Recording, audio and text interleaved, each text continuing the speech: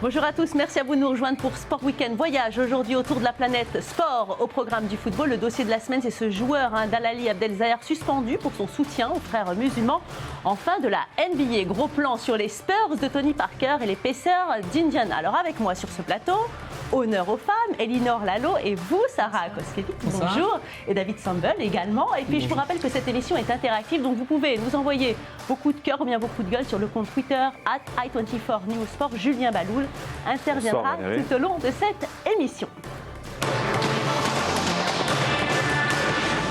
Et je vous propose d'ouvrir cette édition par du football. La surprise du week-end, c'est la mauvaise performance de l'équipe de France face à l'Ukraine. À une défaite 2-0, un scénario catastrophe. Les Bleus ont terminé à 10, un vrai cauchemar pour l'équipe de France qui s'est sérieusement compliqué la tâche pour rejoindre le Brésil l'été prochain.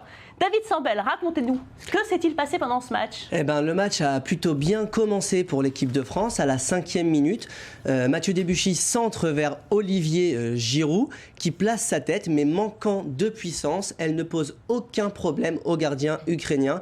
C'était l'une des seules 2 occasions de l'équipe de France pendant ce match. Alors en deuxième période, l'Ukraine a inscrit les 2 seuls buts de la rencontre, dont un sur penalty. C'était un match qui était très physique, avec beaucoup d'engagement. D'ailleurs, le match s'est fini avec 2 cartons rouges et 5 cartons jaunes. D'ailleurs, je pense que c'est ça qui a un petit peu surpris l'équipe de France, l'engagement des Ukrainiens qui était assez fou. Alors, statistiquement parlant, aucune équipe n'est parvenue à se qualifier pour la Coupe du Monde après avoir perdu un barrage aller 2-0. Mais en contrepartie, sur les 8 rencontres entre ces 2 équipes, c'est la seule victoire de l'Ukraine. On peut compter 4 victoires de l'équipe de France et 3 matchs nuls. Alors, d'après plusieurs revendications dans les médias, le mental de l'équipe de France est plutôt bon. Une équipe revancharde d'ailleurs. Maintenant, il faut savoir que dans le football, ce n'est pas fini. Tant que le coup de sifflet final n'a pas retenti, moi, il me reste à dire que le meilleur gagne. Vous avez raison, David. Tant que le coup de sifflet final n'a pas retenti, on ne sait jamais ce qui se passe. Il y a toujours des surprises en football. Et du suspense. Mais ça va être difficile cette fois-ci. Alors, nous recevons par Skype notre spécialiste football, Mickaël Madar. Alors, Mickaël, bonjour. On a vraiment été déçus par la prestation des Bleus. Qu'est-ce qui n'a pas marché, à votre avis ? Moi-même, j'ai été déçu, c'est vrai. Ce qui n'a pas marché, c'est un tout, quoi. Mais bon, en même temps, si vous voulez, on est tombé sur une équipe ukrainienne qui voulait vraiment remporter ce match et éventuellement se qualifier pour le Brésil, contrairement aux Français qui sont arrivés un petit peu en dilettante, on va dire. Ils se sont fait rentrer dedans depuis la première minute jusqu'à la dernière. Le score est amplement mérité. Maintenant, si vous voulez, l'équipe de France, c'est vrai qu'il y a eu 2 bonnes performances les 2 derniers matchs, mais en même temps, honnêtement, moi je m'y attendais. C'est exactement l'image que donne l'équipe de France depuis pas mal de temps, quoi. Est-ce qu'on a peut-être un peu trop compté sur Franck Ribéry, parce qu'il ne peut pas tout faire, ce joueur, hein ? Oui, on compte beaucoup sur Franck Ribéry, mais bon, en même temps, c'est le seul joueur qui a été un peu au-dessus du lot ces derniers matchs. Mais bon, quand vous tombez sur une équipe qui vous rentre dedans de la première à la dernière minute, c'est pas évident, que ce soit pour Franck Ribéry ou pour n'importe quel autre joueur. Je pense que c'est surtout une équipe qui aurait pu rivaliser avec ces Ukrainiens. Là, on n'a pas vu d'équipe, je suis désolé. Merci beaucoup, Mickaël. Alors, Julien, les Français sont-ils la risée du net ? Qu'y a-t-il dans la twittosphère ? La twittosphère, en fait, se fait l'écho de ce que vient de dire Mickaël. C'est les tweets sont un peu sur la même tonalité et c'est un flot d'insultes. Regardez quelques plaisanteries sur l'équipe de France. Valérie, notamment une comparaison entre les prestations de la prouesse de la France en foot et la prouesse de la France à l'Eurovision. Vous savez qu'on est nul à l'Eurovision aussi, apparemment. On est aussi bon maintenant en foot qu'à l'Eurovision, pour dire à quel point on est mauvais. On passe au suivant. Vous savez que le public français a une très mauvaise opinion de l'équipe de France de football. On avait parlé dans nos précédentes émissions. Et du coup, ce tweet, comme ça, les joueurs de l'équipe de France ont du temps pour apprendre la Marseillaise, le respect et toutes ces choses qu'ils ne connaissent pas. Donc certains estiment que s'ils ne sont pas qualifiés, cela leur donnerait une leçon. Merci beaucoup, Julien. Allez, je vous propose à présent de faire un tour d'horizon des autres barrages de la zone Europe, notamment une rencontre tendue entre le Portugal et la Suède. Des belles images, du suspense, du football comme on l'aime. Le résumé de Jonathan Salem. C'était le choc des titans. Zlatan Ibrahimovic d'un côté, Cristiano Ronaldo de l'autre, 2 des meilleurs joueurs de la planète foot en duel pour seulement un siège pour Rio 2014. Les 2 formations ont commencé par livrer en première période un match ouvert avec davantage de possession pour le Portugal, mais des occasions un peu plus franches pour la Suède. Finalement, c'est à la 82e minute que Cristiano Ronaldo fera exploser de joie les 60 000 spectateurs du Estadio da Luz. CR7, comme on le surnomme, trompait enfin le gardien suédois pour une tête plongeante victorieuse. On s'est pris un but, mais il reste un match à jouer et il sera à domicile. J'espère que l'on fera mieux qu'aujourd'hui, mais ce ne sera pas facile car, comme je l'avais déjà dit avant le match, le Portugal est favori. Ils jouent un beau football et ils ont de grands joueurs. Si la Suède ne parvenait pas à se qualifier, cela pourrait signifier que Zlatan Ibrahimović ne marquerait jamais un seul but en phase finale. Remplacé en 2002, blessé en 2006, non qualifié en 2010, Zlatan ne doit même pas imaginer cette probabilité. Et Cristiano Ronaldo semble avoir parfaitement compris l'enjeu du match retour. Le prochain match va être compliqué. Nous avons l'avantage d'un but, mais nous savons que ce n'est vraiment pas suffisant. Je suis sûr que nous allons marquer un nouveau but et rendre les choses très compliquées pour nos adversaires. Match retour prévu mardi à 20h45 en Suède. Dans l'autre match de barrage de la zone Europe, la Grèce a pris une sérieuse option en vue d'une qualification en battant la Roumanie 3-1 vendredi au Pirée. Le match débutait par un intense pressing roumain dans le premier quart d'heure, mais ce sont les Grecs qui ouvraient le score à la 14e minute par Mitroglou. Les hommes de Victor Piturka réagissaient ensuite et réduisaient la marque peu de temps après par un coup franc de Torge, repris de la tête au deuxième poteau par Bogdan Stanku. Un soulagement de courte durée puisque Salpingidis, une minute plus tard, redonne l'avantage à la Grèce. En deuxième mi-temps, Mitroglou, encore lui, enfonçait le clou d'une demi-volée sur un coup franc tiré côté gauche et dévié de la tête par Katsouranis. Pour le match retour, l'entraîneur grec s'attend à recevoir une équipe roumaine particulièrement motivée. Le match sera difficile, le stade sera plein et l'équipe adverse devrait jouer très fort, de manière agressive et va essayer d'imposer son rythme. Nous devons nous préparer comme il se doit. Dans le dernier match de barrage de la zone Europe entre l'Islande et la Croatie, on a assisté à un match nul et vierge. La Croatie au match retour fait office de super favori.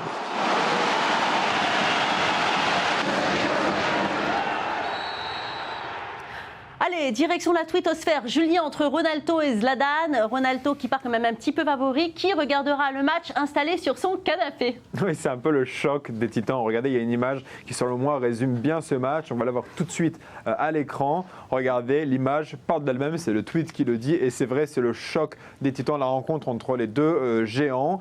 Et enfin, ce tweet qui est assez amusant. Regardez le suivant. Vous savez que la partie est assez compliquée pour Zlatan. Les timbres à l'effigie de Zlatan, c'est une bonne idée. Oui. Ronaldo les utilisera pour lui envoyer une lettre de Rio, sous-entendu, lui n'ira pas à Rio. Eh ben, très sympa encore. Hein. Et vous, Mickaël Madar, qu'en pensez-vous? Est-ce que votre cœur penche plutôt du côté de Zlatan ou bien du côté de Ronaldo? Mais vous avez aussi le droit de me dire que votre cœur balance, Mickaël.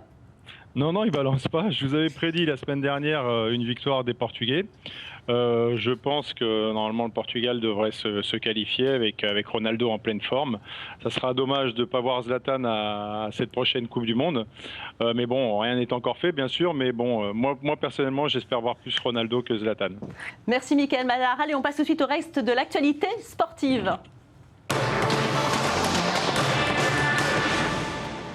Allez, dans le reste de l'actualité, ce qu'il ne fallait pas rater, la Nouvelle-Zélande a failli trébucher samedi à Twickenham contre le 15 de la Rose, mais au coup de sifflet final, après 80 minutes d'un jeu intense, l'Angleterre s'est inclinée chez elle 22-30. Alors de son côté, jolie performance de l'équipe de France de rugby. Cette fois, une victoire face au Tonga, 38-18. Grâce à cette victoire, les Bleus se sont rassurés et ont mis fin à une spirale négative. Les Français ont montré un rugby plein de promesses, mais encore loin de la perfection. Il faudra donc rester vigilant.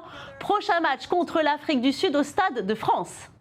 Direction Monaco à présent, pas de surprise pour le roi Boll qui a été sacré athlète de l'année lors du gala de la Fédération internationale d'athlétisme, la 5e fois depuis 2008 qu'il reçoit cette distinction. Chez les dames, c'est une Jamaïcaine également qui s'est distinguée, Shelly-Ann Fraser-Price. Alors ils possédaient tous les deux de solides arguments avec 3 titres conquis, 100, 200 et 4 fois 100 mètres aux mondiaux de Moscou. Enfin, en rallye moto, Sébastien Ogier reste en tête du classement après avoir gardé le peloton à distance lors de la 2e journée du rallye de Grande-Bretagne au Pays de Galles. On apprécie les belles images. Restez avec nous tout de suite, le dossier de la semaine. Allez, Allez, je vous propose tout de suite de passer à notre dossier de la semaine. Un joueur égyptien, Ahmed Abder Zaher, a été suspendu pour son soutien aux frères musulmans. C'était lors de la Ligue des champions africaine. Une affaire qui vient ternir la victoire de l'Égypte dans cette prestigieuse compétition. L'Égypte qui possède, je vous le rappelle, le plus beau palmarès d'Afrique avec 8 titres majeurs au compteur. Une bien triste polémique pour celui qui a inscrit le but du break. Bonjour Elinor Lalo. Bonjour Valérie. Que s'est-il passé exactement ? Alors la joie aurait pu être totale, mais quand la politique se mêle au sport, ça donne ce genre de polémique dont se serait passé le club d'Al Ahly. Vous l'avez dit, dimanche dernier, le club égyptien confirme sa suprématie sur le football africain en remportant la finale de la Ligue des champions africaine 2-0 face aux Orlando Pirates d'Afrique du Sud. 2 buts donc, dont le deuxième est signé par cet homme, Ahmed Abder Zaher, qui, après avoir marqué, a fait un geste face aux caméras pas anodin, puisqu'il montre clairement son soutien au Pro Morsi. 4 doigts levés, 4 doigts pour l'anecdote, ça représente la place de Rabat, où des centaines de partisans Pro Morsi ont été abattus le 14 août dernier. Par l'armée. Alors pour le rappel des faits, le président Mohamed Morsi, il avait été élu démocratiquement après le départ d'Hosni Moubarak, il a été destitué par l'armée le 3 juillet. Depuis, l'Égypte est dans un chaos et dans une crise économique, politique et sociale incroyable. C'est un soutien pour les islamistes égyptiens en fait. C'est ça, il était membre des frères musulmans. Il y a 1000 personnes qui ont été tuées, un chiffre auquel s'ajoutent des milliers d'interpellations. Alors, évidemment, le joueur a essayé de désamorcer la situation, il s'est excusé, il a assuré l'avoir fait sans aucune intention de provoquer une controverse politique de cette ampleur. Son but était, dit-il, d'honorer les martyrs à la fois chez les civils et du côté de la police, mais il est trop tard. Le club d'Al Ahly a déjà décidé d'ores et déjà qu'il ne participera pas au mondial des clubs au Maroc à la fin décembre. Il ne touchera pas la prime qu'il aurait dû avoir après la victoire à la Ligue des Champions. Absolument. Et il serait même peut-être vendu à la fin de la saison. Une sanction qui pourrait s'alourdir, puisqu'il y a un mois, un autre joueur égyptien, un joueur de kung-fu, Mohamed Youssef, a lui aussi fièrement arboré un t-shirt à l'effigie des Pro Morsi. Alors lui, il a une sanction, tenez-vous bien, 2 ans de suspension. Merci beaucoup Elinor Lalo. Alors Julien, lorsque la politique et le sport se mêlent, la twittosphère doit probablement s'enflammer. Oui, absolument. Regardez d'ailleurs ce tweet qui fait référence à cette mention de mélange entre politique et sport. Politique interdit dans les stades, vraiment le dérapage d'un joueur égyptien, Ahmed Abder Zaher, que dit la CAF. Évidemment, le sport et la politique, normalement, ça ne fait pas bon ménage. Les pays arabes, en revanche, l'utilisent régulièrement, notamment pour boycotter Israël. Là, c'est une affaire interne à un pays arabe, c'est une crise interne à un pays arabe qui mêle politique et sport. Et comme l'a dit Elinor, ce n'est pas la première fois. Il y avait d'autres sportifs qui avaient arboré des t-shirts de soutien au Pro Morsi. Il y avait même un sportif qui avait été sanctionné d'une amende de 7 200 €, Valérie, parce qu'il avait refusé de recevoir une médaille de la main du ministre des Sports, justement en signe de protestation. Merci beaucoup Julien. Allez, on passe tout de suite à la NBA. Avec la saison qui commence très fort, beaucoup de rebondissements cette semaine du côté de la NBA. On a eu le droit notamment à un coup d'accélérateur de Tony Parker face à l'équipe de l'Utah. Alors Sarah Koskevitz, bonjour, racontez-nous. Bonjour Valérie. Effectivement, comme chaque année, il faudra compter sur les Spurs de San Antonio. En grand favori. L'équipe la plus cosmopolite de la NBA réalise un début de saison sur les chapeaux de roue.